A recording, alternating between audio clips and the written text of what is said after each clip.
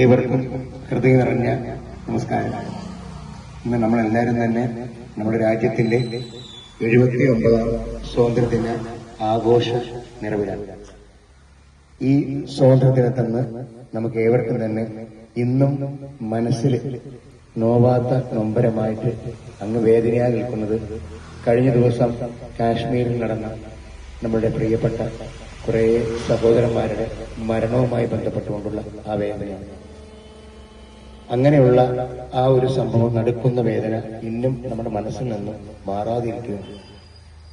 രാജ്യത്തിന്റെ, നമ്മളുടെ രാജ്യമെന്ന് പറയുന്ന ഇന്ത്യ അങ്ങേയറ്റം സ്നേഹത്തിന്റെയും വാത്സല്യത്തിന്റെയും അതുപോലെ തന്നെ മറ്റു കാര്യങ്ങൾ ഉയർന്നു നിൽക്കുന്ന ഈ വേളയിൽ നമുക്ക് എല്ലാവർക്കും തന്നെ അറിയാം, ഇന്നത്തെ സമൂഹം, നമ്മൾ സംസാരിക്കേണ്ടത് ഇന്നത്തെ സമൂഹത്തിനെ കുറിച്ചാണ്. നമുക്ക് എല്ലാവർക്കും സ്വാതന്ത്ര്യം ലഭിച്ചു.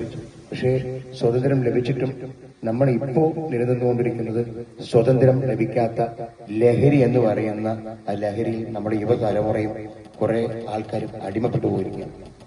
അതിൽ നിന്നാണ് നമ്മൾ മുക്തി നേടുന്നത്. ഇന്ന് നമ്മളൊരു പ്രതിജ്ഞ എടുക്കുക. രാജ്യത്തിന്റെ പല ഭാഗത്തും ലഹരികൾ ഇങ്ങനെ ഒഴുകിക്കൊണ്ടിരിക്കുകയാണ്. അത് നമുക്കെന്ത് തടയാൻ പറ്റുമെന്ന് തോന്നുന്നില്ല. പക്ഷെ ലഹരിയെ തടയണമെങ്കിൽ നമുക്ക് എന്ത് ചെയ്യാൻ പറ്റും? നമ്മൾ സ്വയം മാറിയാൽ ഈ നിമിഷം കുറച്ചെങ്കിലും ലഹരി കുറഞ്ഞു കിട്ടും, അല്ലെ? അപ്പൊ നമ്മൾ ഇന്ന് ചിന്തിക്കുക, ഇനി മുതൽ ഞാനോ എന്റെ തലമുറയ്ക്കുള്ള എന്റെ മക്കൾക്കോ മറ്റു കാര്യങ്ങൾക്കോ ലഹരിയുമായി ബന്ധപ്പെട്ടുള്ള കാര്യങ്ങളിലേക്ക് ഞാൻ ഇടപെടില്ല എന്ന് പറഞ്ഞിട്ട് നമുക്കിന്ന് സത്യപ്രതിജ്ഞ ചെയ്യാം. ഞാനിനി ലഹരി ഉപയോഗിക്കില്ല എന്ന് പറഞ്ഞ് നമുക്ക് ഈ നിമിഷം, ഈ സ്വാതന്ത്ര്യ ദിവസം നമുക്ക് ലഹരിയെ, നമുക്ക് ഈ രാജ്യത്തിന്റെ, ഈ നാടിന്റെ നന്മയ്ക്കായിട്ട് നമുക്ക് എല്ലാവർക്കും തന്നെ അങ്ങ് മാറ്റി നിർത്താം. തന്നെ ഏവർക്കും ഇന്ന് നമ്മൾ നേരിടുന്ന ഒരു പ്രശ്നമെന്ന് പറയുന്നത് നമുക്കിന്ന് അറിഞ്ഞിരിക്കേണ്ട കാര്യങ്ങളാണ്. ഞാനും ബഹുമാനപ്പെട്ട ഷെറീഫിക്കും പല വൃദ്ധസന്താനങ്ങൾ സന്ദർശിക്കുന്നുണ്ട്. പാലിറ്റീവ് ഒരുപാട് രോഗികളെ ഞങ്ങൾ കാണുന്നുണ്ട്. എത്ര അമ്മമാരാണെന്ന് അറിയോ ഈ വൃദ്ധസന്താനത്തിലിരിക്കുന്നത്? ഇവിടെയുള്ള യുവ ചെറുപ്പക്കാർ, ഈ പറയുന്ന ഞാനടക്കമുള്ള നമ്മളെല്ലാരും അങ്ങനെയല്ല. പക്ഷെ നമ്മളൊന്ന് മാറി ചിന്തിക്കുക.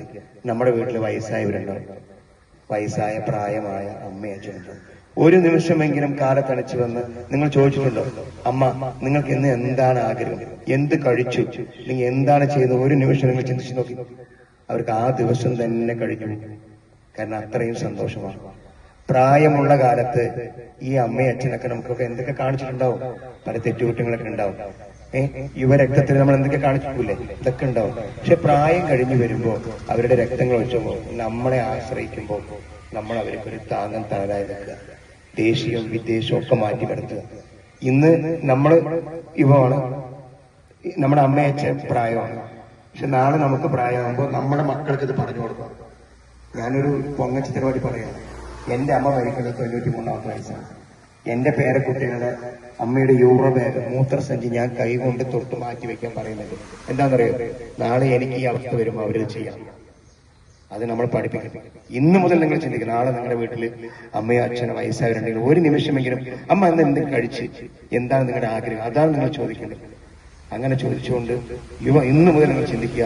ഇത് എന്നും മനസ്സിൽ നിന്ന് വൈകിട്ട് പോയി കഴിഞ്ഞാൽ ഇന്ന് അത് ചിന്തിക്കുക. നാളെ എണീക്കുമ്പോൾ ഒരു പുതിയ പുലരിയായി മാറട്ടെ എന്ന് ഈ സ്വാതന്ത്ര്യ ദിനത്തിൽ ഞാൻ നിങ്ങൾക്ക് എല്ലാവർക്കും ആശംസകൾ നേരുന്നുകൊണ്ട് എല്ലാവർക്കും സ്വാതന്ത്ര്യദിന ആശംസകൾ നേരുന്നു. നന്ദി, നമസ്കാരം, ജയ് ഹിന്ദ്. നമുക്ക് സത്യപ്രതിജ്ഞ ചെയ്യാനേ.